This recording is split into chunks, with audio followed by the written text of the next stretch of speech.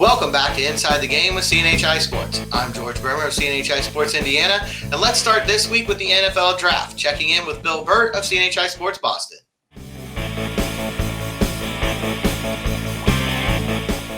Now it's time for our weekly spot with Bill Burt. And Bill, draft just a week away, but in many ways, we don't know much more about what's going to happen next Thursday and throughout the weekend than we did a month or 2 months ago. One area that seems to be firming up a little bit, maybe, is the quarterback spot. But, we've known this for a little while. The pivot here is at number 3. The 49ers have traded up. Nobody's 100% certain what they're going to do. But what they do at 3, I think, is going to set the tone for the rest of the first round. Do you agree? Yes. So I will say this. Welcome to my world. This is the way the draft is with me every year. We have no idea what Belichick's going to do. And when we predict it, we fail. When we host a draft party because they get a low pick, he trades back for 3 second rounders. So this is welcome to my world. This is the way it's been here for literally 20 years. The quarterback thing is interesting because I think there's a lot of teams posturing. And San Francisco, this is what I believe has happened. I believe initially they show up and see Mac Jones. They got literally the whole staff there. And is that a ruse? So then they make it look like I think they want to make sure that Wilson is going to the Jets at number 2, Zach Wilson from BYU. And I think that's going to happen. So the first 2 picks are done, I think.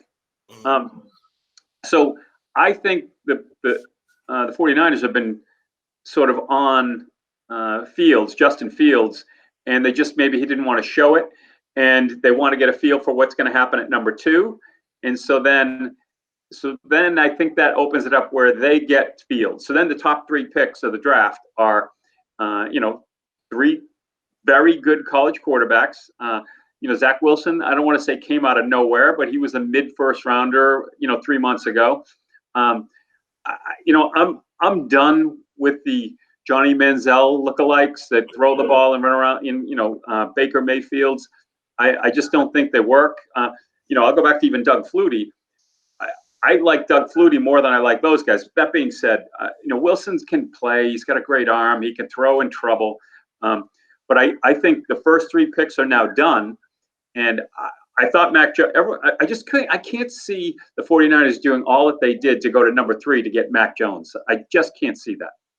Yeah, that would be an interesting situation. I think people feel like he would have been available a little bit later than that. So do you need to go up that high? But one of the things, and we were talking about this a little bit before we started filming, this first round could be as unpredictable as any in recent memory because you didn't have the live combine in Indy, obviously. But more than that, you didn't have 100 scouts at these games. You didn't go to, say, the Alabama game, Alabama LSU in October and have 100 scouts there all together, all thinking the same, all getting kind of a consensus on guys. Instead, I think you can pick just about any position in this draft, and you're going to find the top 10 rankings are all over the place. Some people have a guy first, another team got that same guy 10th. I think that's true every year, but this year it feels like it is more true than ever because you just don't have any kind of consensus. And as a result, we may see a really unpredictable, surprising first round next week. Well, it's funny because I think that's part of the reason why this is very interesting. And, I've written it a couple times and I've talked about it here is the quarterback position has bunched up where it looks like 5 guys will probably go in the top 15, could be in the top 10 even. In fact, I'm going to say probably the top 10, with Trey Lance and Mond. But my issue is, so what's going to happen is that's going to allow some very good players that normally are top 10, top 7, top 6. They're going to fall. So I think people are going, whoa. I mean, I'm talking scouts and scouting departments like, okay, don't say anything. If this guy falls, if Devonta Smith, and I've been sort of tweeting about him, sort of joking. It is a joke, but because I like to. All I'll say is I go back to when I argued Belichick drafting Seymour, and I don't know if I said it here before, and if I did, I apologize. But I questioned how many plays he saw Seymour play, and he said every one, and I said, well, Okay, what do you mean everyone? Yeah, so I saw every play. So then I thought it was his junior year. No, he saw every play all 3 years. And then he saw practice film. So for me to break down a guy and say, I love him, and then, I see a couple of TV highlights and, a guy get pancaked where he's seeing every single play, it's tough for me to argue. I will say this. I think this is interesting because of the quarterbacks. The quarterbacks have screwed everything up or made it wonderful. And the Patriots we don't, there's talk that they want a quarterback. I think it's false information, but I think what's happening is there's going to be a great player available at 10th or 11th. And I think Belichick might say, you know what, it's worth giving a second or next year's first to get this guy, because we won't get a guy like this ever again in the draft, because we're expected to win 12 games maybe next year, or 11 games. So the quarterbacks have screwed everything up, in my opinion, and in a good way. I think it's going to be really interesting. There's going to be some people really moving up because of what you talked about. If you have 5 quarterbacks in the top 10, and that's not at all out of the question. In fact, it might be the expectation at this point.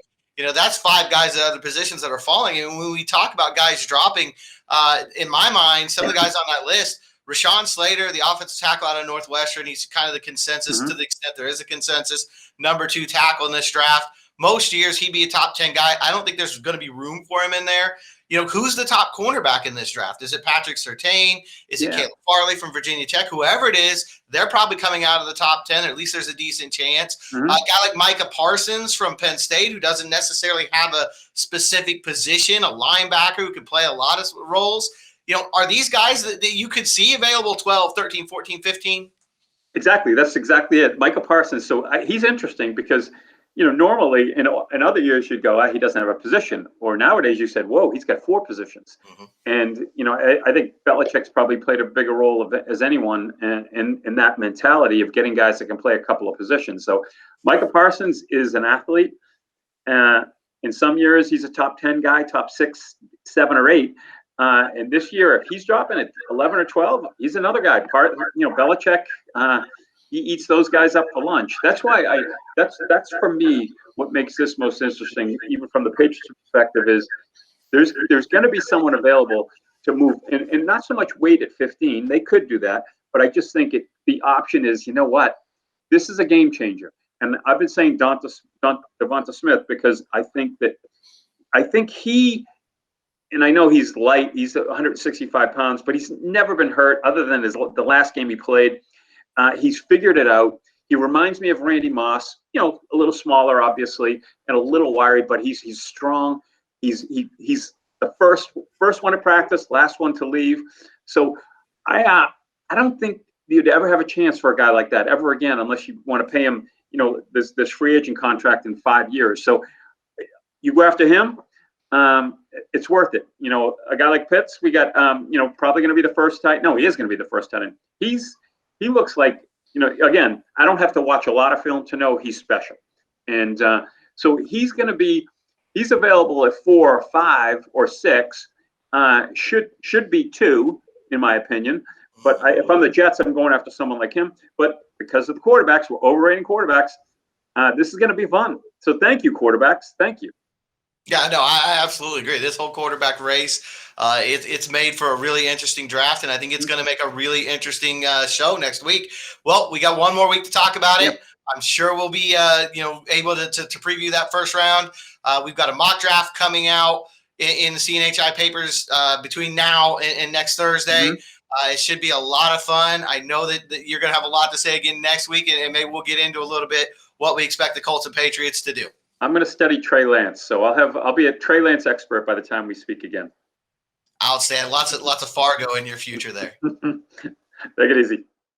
Thanks as always to Bill for his time. You can follow his coverage of the New England Patriots on Twitter at Burt Talks Sports. You can follow my coverage of the Indianapolis Colts at GM Bremer. Now let's check in on the college perspective with Kevin Brockway of CNHI Sports Indiana and Elton Hayes of CNHI Sports Pennsylvania.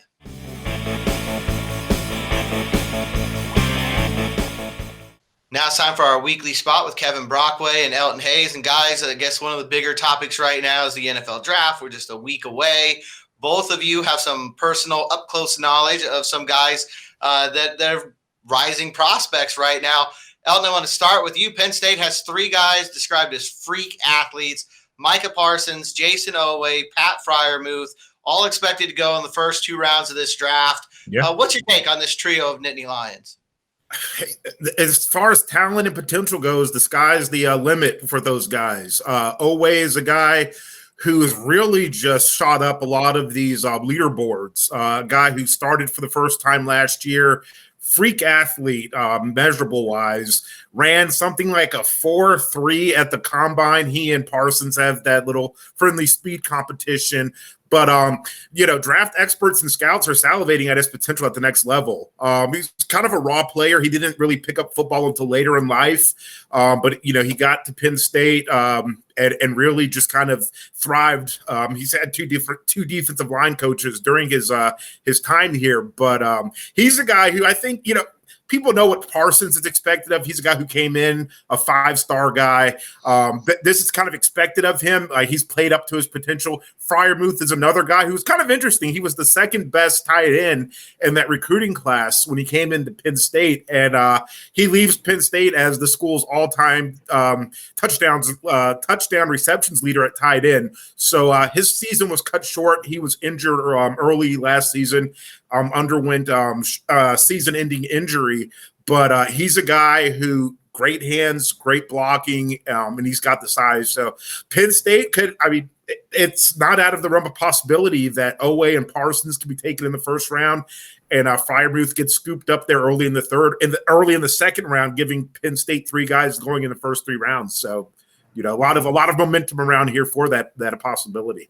Yeah, no doubt. It's a loaded group coming out of Penn State. And Kevin, IU's not usually a school talked about a lot early in the draft, but things are changing for that Hoosier program, and part of that's going to show up on draft day as well. I know Jamar Johnson's name seems to be rising up. It looks like he might be a day 2 guy now.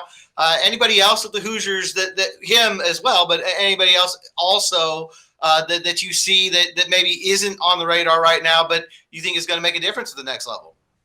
Yeah, well, I think Jamar Johnson, had a pretty good pro day in terms of his vertical leap, which certainly helped. And he's got that because he's kind of that hybrid cornerback safety type. He's got those coverage skills where you could really see him perhaps even do a position switch during his career. But Whop Fillier is a guy who had a decent pro day, maybe could go later, 6th, 7th round. Jerome Johnson, another guy, defensive tackle. I think has a chance to be drafted, and Harry Kreider, the center, because of IU's tradition of producing offensive linemen in the draft. Those would be the 3 other guys that might have a chance to sneak in the late rounds, 6, 7 rounds. And beyond that, I think there'll be a lot of guys scooped up as undrafted free agents. Stevie Scott, another guy, running back, big back. He'll be interesting. Doesn't necessarily have the speed, but does have the size to be a really good goal line back in the NFL. Looking at a broader picture here at the Big Ten in general, just for both of you, Elton, you first, somebody in the conference who you've seen who's not getting a lot of talk, who you think is going to make a difference at the NFL level, you think should be talked about a little bit more? Well, I know this is probably not popular. Well, not popular, but Justin Fields. I mean, my goodness, I don't understand where this fall from grace came from. I don't understand I don't know if it's just kind of misinformation thrown in, from these teams hoping to get him on the cheap. But, I mean, the guy's all-world talent. We saw him play. I've seen him play on 2 occasions. Kevin, you've seen him play as well. I know he's not a guy who's kind of under the radar, but I think that the hit that his stock has taken recently is just mind-boggling to me. I think he and Trevor Lawrence, in my opinion, are 1A, 1B. So I don't understand the quarterback Zach Wilson out of BYU getting a lot of hype. Trey Lance, these are good prospects, but in my opinion, I mean, it's Justin Fields, Trevor Lawrence. It's just mind-boggling and head-scratching to me. Well, Mac Jones to another guy. I think Justin Fields, I think that Indiana game, his decision-making was a little bit exposed, Elton, in that game in terms of, just throwing the ball under pressure for interceptions. I think that might scare some teams. He did play reasonably well against Clemson, though. Was really terrific in that semifinal game. And threw a straight-out bomb, right? Some long passes. So we know he's got the arm to throw the deep ball. And we know he has the mobility too, but Yeah. how does that mobility play at the next level where you're going to get hit a lot harder? Rondale Moore is an interesting guy at Purdue. Little guy receiver, but an explosive athlete. Does he go in round 1? Does he slip to round 2? I think he could be a potential steal because, you always underestimate those smaller guys. But I saw an interesting video clip, YouTube clip of Deshaun Jackson with, Michael Vick earlier this week. And you see the impact that Tyreek Hill has had with the Kansas City Chiefs. There's something to be said for those burners, even if they're not of huge stature. In terms of the vertical passing game. So I think Ron, and he can, return punts and kicks as well. Yeah. I think the interesting thing about him too is it's 3 years old, but I've seen a lot of scouts say his tape from 2018 against Ohio State might be the best single game performance in this draft class. It'll be interesting to see how that plays out. Going back to Justin Fields, he was a transfer, came to Ohio State from Georgia. That's becoming a bigger and bigger part of the college game. You guys are working on a story here coming up about the transfer portal. I think I heard 1,200, maybe 12,000 names in there. It hit a new mark recently. It's becoming a bigger and bigger part of recruiting. What is the take on the transfer portal, guys? Well, I spoke with 24/7 Sports, I guess their transfer expert this morning. And I know in basketball alone, as of this morning, there are 1,415 basketball players who have entered their name since, I believe he said August 1st. It's twofold. The NCAA last year afforded student athletes an additional year of eligibility as kind of relief from the coronavirus. And then this new rule that the NCAA board, Division I Board of Governors is going to vote on the 28th of this month, I believe, that would give players a one-time transfer exemption. So it's kind of a free-for-all. Everybody's, testing the waters. If maybe they're unhappy at their situations that they're currently in, this will give them a fresh start somewhere. So it's in, the gentleman I spoke with, I don't want to give away, too much. We got to leave some for the readers, but he was saying just he believes that the fallout for this, well, not the fallout, but we'll see the implications will be several years. It may just be a one-time thing, but the way the rosters are impacted, it's gonna shake out over the next several years. Yeah, and it's interesting in Dane Fife's introductory press conference a couple of weeks ago for Indiana as his associate coach, talking about the pressure these coaches now feel to re-recruit these athletes every year. You know what I mean? To show them some love and to talk to them, because there's so many people in their ear now saying that the grass is greener somewhere else. Yeah. That is very real, and that has been real for the last 3 or 4 years. I heard another interesting story down in SEC land, and Steve Spurrier saying, what's going to happen 10 or 20 years from now when these guys are gone from college? What school are they going to associate with all these transfers? Like, who are you going to say you're from? You know what I mean? That's a good point. Kind of interesting. Oh, I'm a Gonzaga, Florida guy, or whatever. Andrew Nemhard was. So it's going to be funny down the road. Or are people really going to care about that branding or that association with the school when we're seeing many of these college athletes now going to 2-3 different schools before their eligibility is up? Yeah, absolutely. It's definitely changing the landscape of college athletics. Landscape changing in Bloomington right now, Kevin. Lots of excitement about new head coach Mike Woodson. Filled out his coaching staff. He's filling out that roster. How excited are the folks down there at IU right now? I think so. And I think they're excited that they have all 13 scholarship spots filled. Remember, this was an issue during the Archie Miller era. He would always have 11 or 12, and then you would run into depth situation where different people got hurt, and you didn't necessarily have quality backups, or you were relying on a young guy, like Christian Lander, for example, a 17-year-old freshman backing up Rob Finney, who was underperforming last year. So this year now you bring in a guy like Xavier Johnson from Pittsburgh. You're 3 deep at the point guard position. And this week they brought in Miller Kopp, a 6'7", kind of wing / power forward guy who can stretch the defense, hit some threes. And, he's him and Jerome Hunter will be battling out. It creates a little competition. And then if a guy like Jerome Hunter gets suspended like he did last year, you have a guy like Miller Kopp behind him. So I think they're excited about the depth aspect of it and the overall talent, and the fact that they've added a lot of shooters as well. Tamar Bates, an incoming freshman, and Parker Stewart, who didn't play last year, the grad transfer. So you've got a lot of guys that can shoot the basketball. It's sorely needed, as we know, with Indiana. They're a team that threw up enough bricks to build a new arena in the last couple of years under Archie Miller. So this will be interesting to see if these shooters can perform when the lights are on next season. Absolutely. And Elton, I know we're a week removed from it, but the excitement at Happy Valley seems to be around that spring game. Penn State coming off a football season that did not live up to their expectations, but it looks like there is reason to believe that could change in 2021. Yeah, and we'll see it again tomorrow. Penn State announced that tomorrow's practice. Well, we traditionally spring games would signal the end of the 15 allotted practice period. We found out last week when we were in Beaver Stadium that was actually practice number 12 of 15. So there's going to be a final one that they're going to open up to the general public now tomorrow evening. So it was kind of good to get back in the stadium. The offense definitely looked like it was more up tempo. There was a lot of last year, a lot of the kind of check with me looking at the sideline, the meerkat offense. But with Yursich, it was fast paced, fast tempo. He said that it's good because it limits the communication on defense. It was good to see Clifford out there. We saw a little bit more of a backup quarterback Taquan Roberson. He got some series in. So it looked. I was excited to see it. People were happy to be back in Beaver Stadium, and the team looked like it was happy to actually, have its full allotment of practices. So we'll end that spring practice period tomorrow evening. No doubt about it. Lots to look forward to, guys. Thanks a lot for your time. We'll check with you again next week. Sounds good. Thank you. Thanks as always to Elton and Kevin. You can follow Elton's coverage of the Penn State Nittany Lions at EHDC12. You can follow Kevin in the Indiana Hoosiers at Kevin Brockway G1. Now let's get a national perspective and check in with Clay Horning.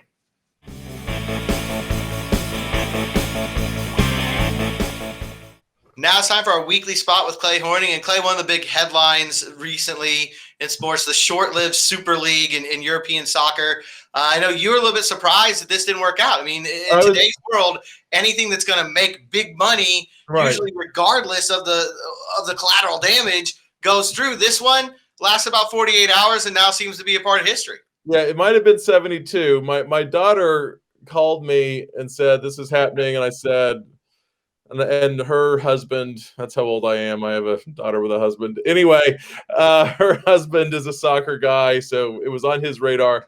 And anyway, and my thought was just, well, it's bound to happen. I mean, what can you do? And then 3 days later, it's over. By yesterday, it was over. And I can sort of quickly explain European soccer. It's hard. Well, but I having done it in a column I just wrote, I think I can do it now.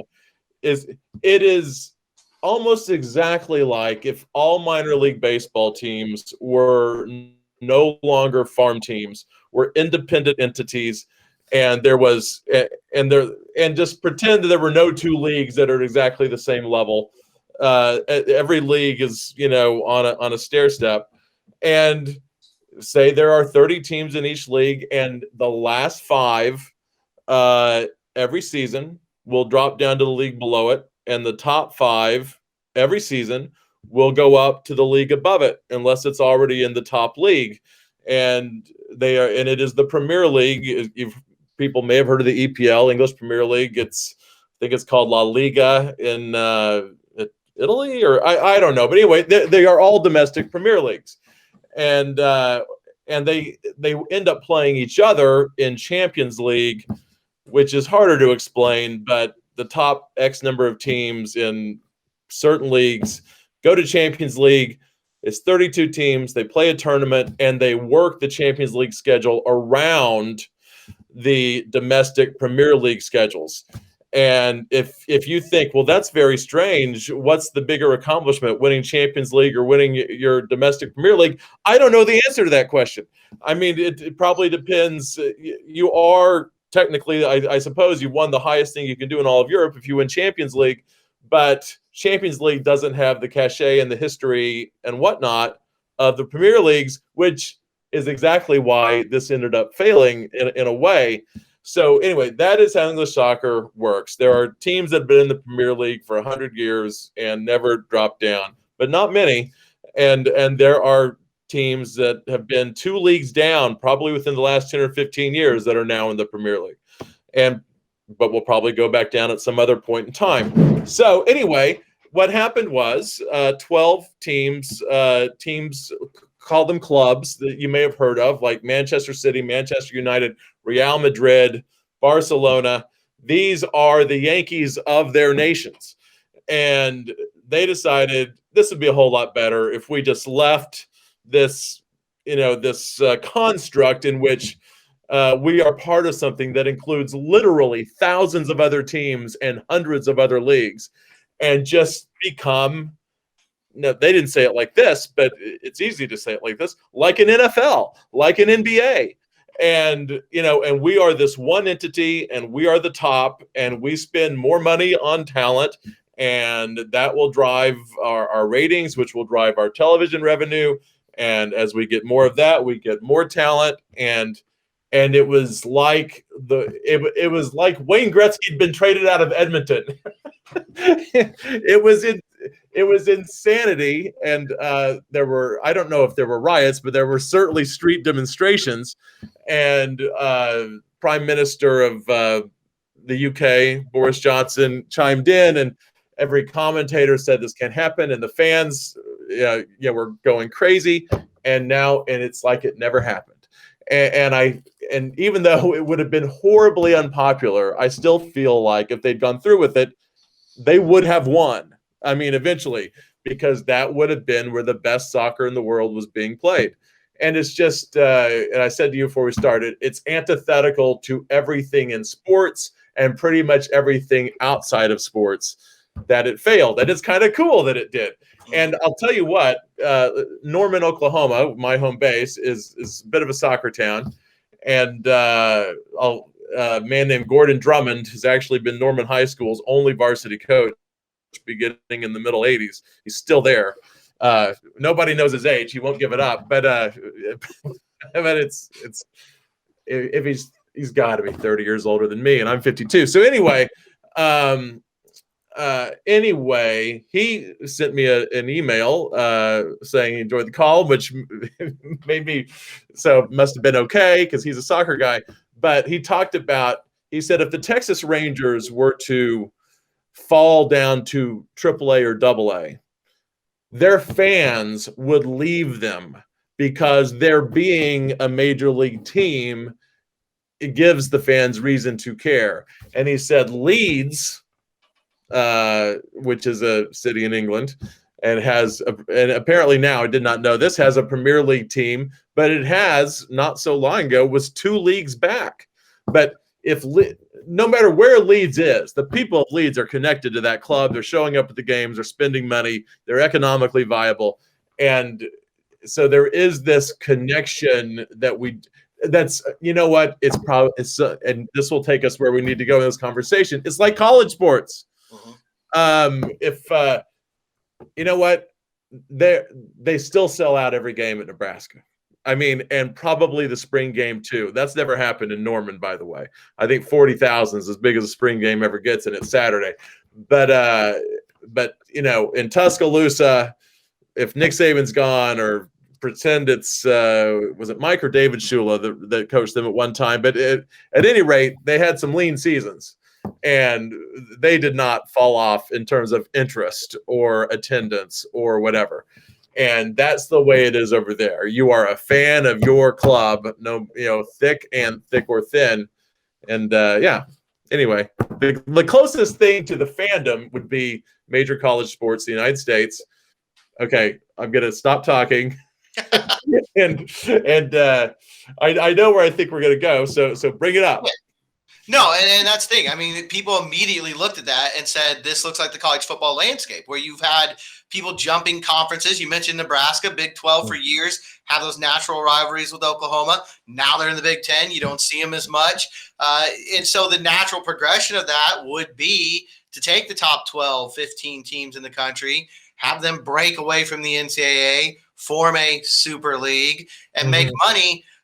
people have talked about this before. It got talked about as recently as the beginning of the pandemic, that maybe some of these schools would just say, I don't want to live under the NCAA rules. Do you think that is a possibility down the road? And do you think what happened with the Super League maybe slows down the momentum of that at all? Well, doubtful, because I don't think that there would be fans in the street saying this cannot stand.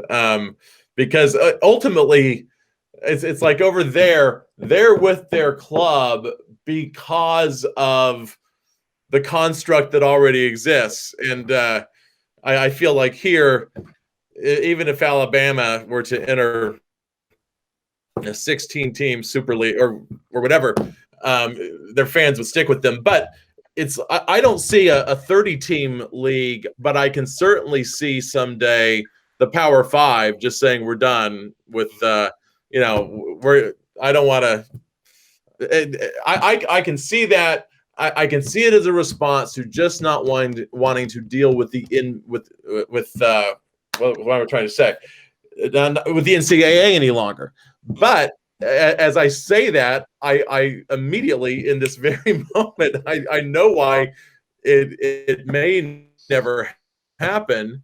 It's I have a phone call I just killed. I know why it may never happen, and it may never happen because how are they going to schedule?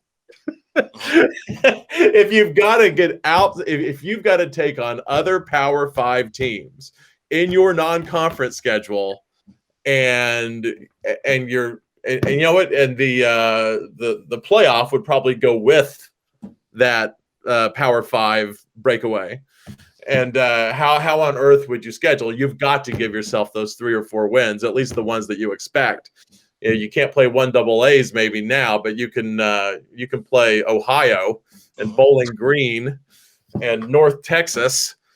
So anyway, it's in some ways it's a wonder the Power Five hasn't broken off because it's like the NCAA thinks it's in charge. It's not in charge. The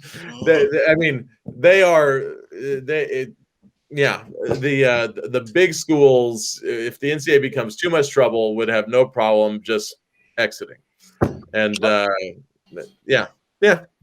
And it's been talked about. I mean, it's definitely not something that's new. And that's the first place my mind went with the Super League. You're right about scheduling, though. These coaches would be absolutely against it. You have to get that bowl game, right? You got to eat your record to that bowl game so that you can keep your job next year. They cannot trust, be it pollsters or some committee or whoever it is. I mean, it's funny. If they've got to go play, like think of Oklahoma. Who would Oklahoma schedule for it? Well, it would try to schedule, let's see, Vanderbilt. Try to think of just perpetual cellar dwellers. Mm-hmm. But every good team would be trying to schedule those teams, and there's not enough to go around. So you put Tennessee on your schedule because you can usually count on them to underperform. But this year they're good, and you lose, and then your team comes together, runs through the conference. But because you lost to Tennessee, you're not in the national title picture any longer. And one way around that, frankly, would be to have to Power Five, have 3 at-large teams from a committee, have 5 conference champions, but that's not going to be good enough for the coaches. That's still too hard, because you could get 2 at-larges coming out of the SEC, 1 out of the Big Ten, maybe the Big 12, unlikely the Pac-12, but people will be pulling their hair out as they do every season. But part of what makes college football go, right? I mean, that's only about the money, and it sometimes feels that way.